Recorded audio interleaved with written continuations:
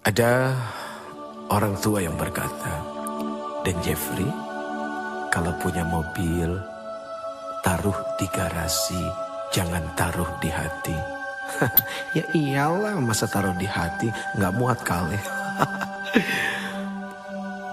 Ternyata ungkapan itu adalah lebih kepada kecintaan terhadap benda tidak masuk ke dalam hati. Suami taruh di tempatnya, jangan taruh di hati. Istri taruh di tempatnya, jangan taruh di hati. Anak-anak, harta benda dan jabatan, taruh di tempatnya, jangan taruh di hati. Kalaupun mereka harus ada di hati, biarkan ada di kulit luar hati. Karena di dalam hati hanya Allah, Allah, Allahu Akbar. Allah, tidak ada yang lain. Jangan biarkan Allah menjadi cemburu karena itu semua. Karena Allah Maha Pencemburu. Jangankan Allah, istrimu pun, suamimu pun akan cemburu manakala engkau memiliki sesuatu yang lain di dalam hatimu. Bagaimana dengan Allah? Maka حسبي ربي جل الله ما في قلبي إلا الله حسبي ربي جل الله ما في قلبي إلا الله على الهادي صلى الله لا إله إلا الله على الهادي صلى الله لا إله إلا الله الله الله الله الله أكبر الله أكبر الله أكبر الله أكبر الله الله الله الله الله الله الله الله الله أكبر.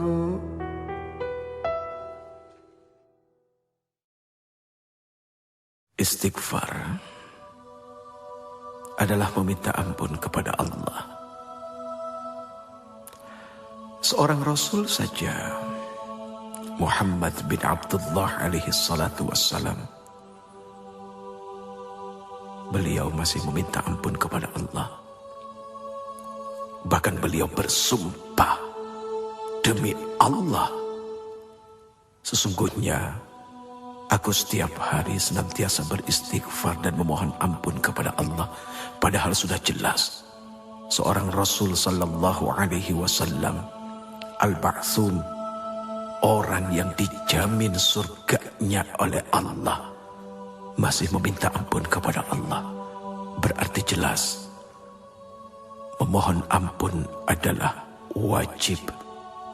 Apakah kepada Rasul, kepada Nabi, kepada wali, apalagi kepada orang-orang seperti diri ini.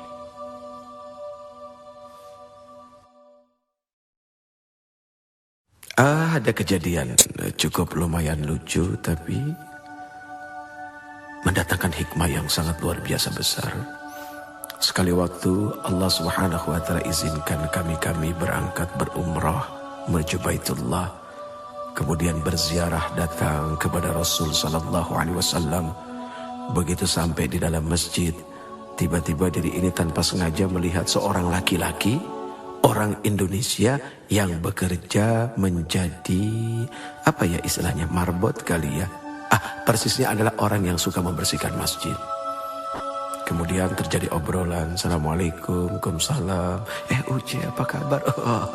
Hati ini senang juga sih dikenal orang, padahal nggak bagus ya punya hati seperti itu. Akhirnya terjadi obrolan sederhana. Sudah berapa lama kerja di sini? 3 bulan, Uce. Oh, pernah ke makam Rasul? Aduh, Uce, pernah. Sehari semalam saya di dalam, di dekat makam Rasul. Saya menyapu, saya membersihkan. Langsung tiba-tiba saja diri ini memeluk orang itu ya Allah? Apa yang telah membuat dia begitu mudah bisa masuk dekat dengan Rasul sallallahu alaihi wasallam? Sementara kami yang berulang kali bolak-balik datang berhaji berumrah, tapi begitu sangat sulitnya untuk mendekati Rasul. Ada apa? Akhirnya duduk di Raudhah berpikir. Allah berikan jawaban. Oh, ternyata kalau ingin bertemu dengan Rasul, tidak usah bawa uang, bawa pel sama sapu. Bingung kan? Sapu. Hanya dengan membawa sapu dia bisa sedekat itu dengan Rasul. Inilah terkadang orang suka merendahkan jabatan orang lain yang lebih rendah daripadanya. Padahal maaf, seorang manajer belum tentu sering-sering bisa ketemu dengan seorang presiden direktur. Malah office boy-nya yang hampir setiap hari ketemu dengan presiden direktur. Bahkan bukan tidak mungkin seorang office boy bisa duduk di kursi presiden direktur ketika dia ngebersihin kamarnya. Ini kan subhanallah, perkara sederhana. Sapu, apa arti sapu? Sapu itu punya sifat membersihkan. Berarti bagaimana kita menyapu hati kita dari dengki, dari iri. Ternyata itulah yang membuat seseorang bisa menjadi dekat dengan Rasul. Hanya orang-orang yang hilang dengki dan tidak punya iri, dan senantiasa bersyukur dengan apa yang Allah berikan. Kemudian bermujahadah, senantiasa istiqamah dalam ampunan, taubatan nasuha kepada Allah, hanya kepada Allah. Itu yang akan membuat dekat dengan Rasul sallallahu alaihi wasallam. Ya Rasul, diri ini rindu kepada Engkau. Semoga kami menjadi orang-orang yang didekatkan dengan Engkau. Lalu kedekatan kami kepada Engkau menjadi kedekatan kepada Allah Subhanahu wa ta'ala. Ya Allah, ampuni kami dengan segala kekotoran hati kami dan perasaan merasa paling baik daripada yang lain. Subhanallah, Maha Suci Engkau ya Allah. Semoga kita dijadikan orang-orang yang pandai mensyukuri apa yang telah diberikannya. Contoh kecil, sekali waktu ada seorang pedagang yang didatangi seorang pembeli, kemudian dia membeli sesuatu yang nilainya kecil saja. Jangan lupa untuk mengatakan, enggak segini kan? Itu kalimat canda kepada Allah. Daripada harus dikeluarkan satu kalimat, masa segini? Itu tanda dari tidak bersyukur dengan apa yang telah diberikan. Manusia wajib bersyukur karena Allah Subhanahu wa ta'ala telah berikan modal yang besar kepadanya. Kalau ada orang yang mengatakan bahwa dirinya tidak memiliki modal, siapa bilang? Mata adalah modal yang dahsyat. Telinga adalah modal yang tak tertandingi. Mulut adalah modal yang sangat berguna. Bagaimana dengan akal, fikiran? Sudah pasti itu bisa menjadi modal kekuatan hidup dunia dan akhirat. Terima kasih, terima kasih. Ini satu ungkapan ucapan ketika seseorang diberikan sesuatu oleh orang lain. Terima kasih. Tahukah engkau apa sesungguhnya dari arti terima kasih itu sendiri? Terima kasih. Kalau sudah terima, jangan lupa ngasih. Tidak ada ketika orang diberi kemudian lalu mengucapkan terima simpen dia, tidak. Tapi terima kasih artinya ketika dia sudah menerima, dia berjanji akan mengasihi. Dan ketika mengasihi sudah pasti dengan kasih. Tidak ada caci maki, tidak ada penyesalan, dan semua diberikan dengan lapang dada. Barang siapa yang senantiasa memberi, maka dia tidak akan pernah menjadi orang miskin di dunia dan di akhirat. Seringkali orang menghindar dari yang namanya ujian.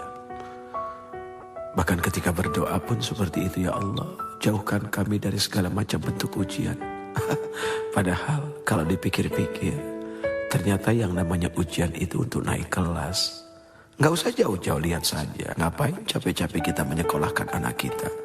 Dari TK, kemudian SD, SMP, SMA, sampai ke university. Dari TK ke SD, apakah tidak ada ujian? Kan pasti pakai ujian.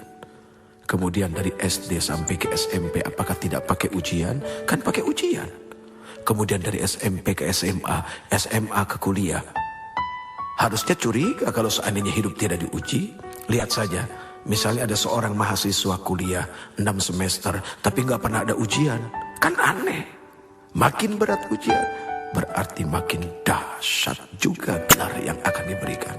Tapi kok nggak selesai ujiannya? Ya tanya ke Allah dulu, ngambil berapa SKS, kan begitu.